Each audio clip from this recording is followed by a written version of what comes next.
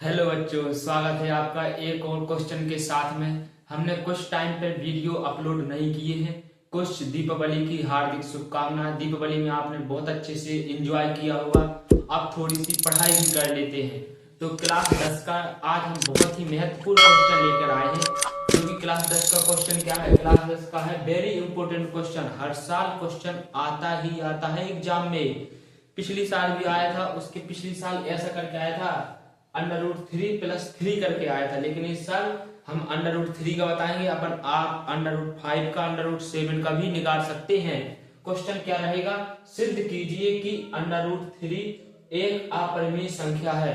तो आपको सिद्ध करना है कि √3 यानी √3 एक अपरिमेय संख्या है।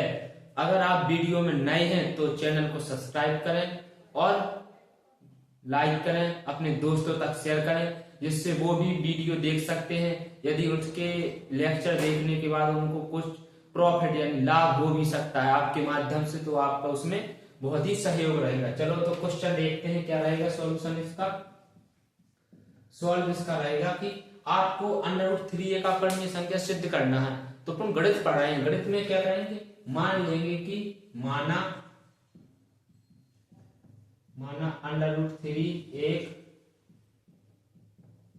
परिमेय संख्या है। तो अपन मान लेंगे कि √3 एक परिमेय संख्या है। अगर एक परिमेय संख्या है तो फिर उसको P/Q के रूप में भी लिख सकते हैं। P/Q यानी P और Q जहां पूर्णांक है, Q ≠ 0 है। तो क्या करेंगे? तो √3 को P/Q के रूप में लिख सकते हैं। तो इसे P/Q के रूप में भी लिख सकते हैं। तो अपन ने लिख दिया, अर्थात क्या रहेगा? अर्थात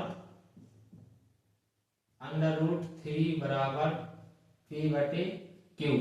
इतना आपको समझ में आया होगा। अगर समझ में आया होगा तो वीडियो लाइक करते रहें। आप लाइक करेंगे, सब्सक्राइब करेंगे, हमारा मनोबल बढ़ेगा। ठीक है, तो क्या रहेगा? अब क्या करेंगे? दोनों पक्षों का क्या करेंगे?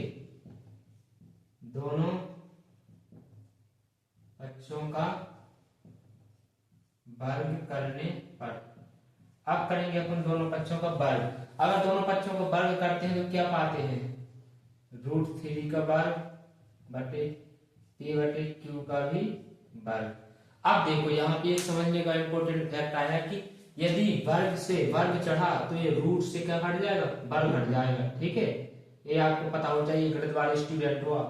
तो क्या 3 यहाँ P² आएगा और Q² आएगा। अब देखो यहाँ पे कैची बड़ा कर देंगे तो क्या हो जाएगा? P बराबर क्या हो जाएगा? P बराबर 3Q हो जाएगा। 3Q²। P² बराबर 3Q²।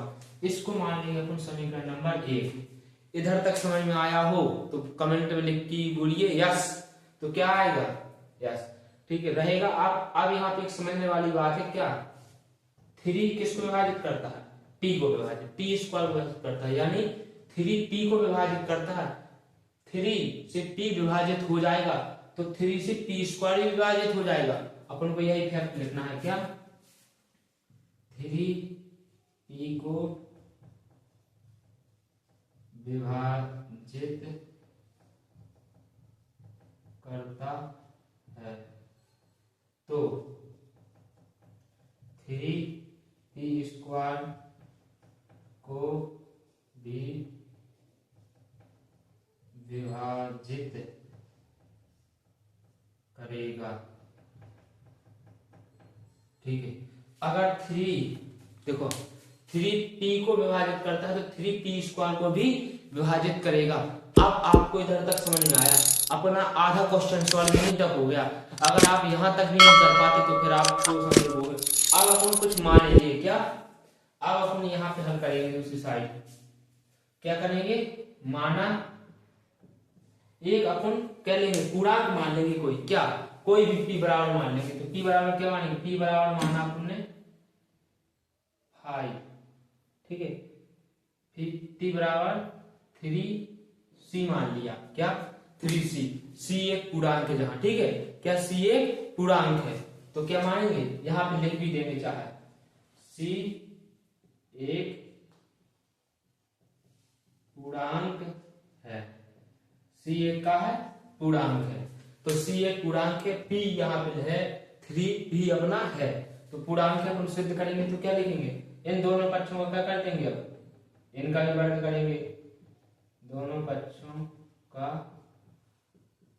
वर्ग करने पर, अब देखो दोनों पक्षों को क्या कर देंगे, अपन वर्ग कर देंगे, तो p स्क्वायर हो जाएगा यहाँ पे, तो यहाँ पे क्या हो जाएगा, यहाँ पे 3 तिरका 9 ही हो जाएगा ना, और यहाँ पे c स्क्वायर, ठीक है, क्या हो जाएगा यहाँ पे c स्क्वायर, इतना तो समझ में आएगा। अब देखो p का मान किस में रखेंगे, जो p का मान है यहाँ पर रखेंगे, समीकरण नंबर 1 में लिखेंगे, p स्क्वायर का मान समीकरण नंबर 1 में रखने पर, जो p का मान कितना निकला है 9c स्क्वायर, p का मान कितना निकला है 9c स्क्वायर, वो रखेंगे अपन समीकरण नंबर 1 में। समीकरण नंबर 1 क्या था, p स्क्वायर बराबर 3q स्क्वायर, तो अपन रखेंगे यहाँ पे p स्क्वायर का मान हो जाएगा, तो p की जगह पे रख देंगे 9c स्क्वायर बराबर 3q स्क्वायर।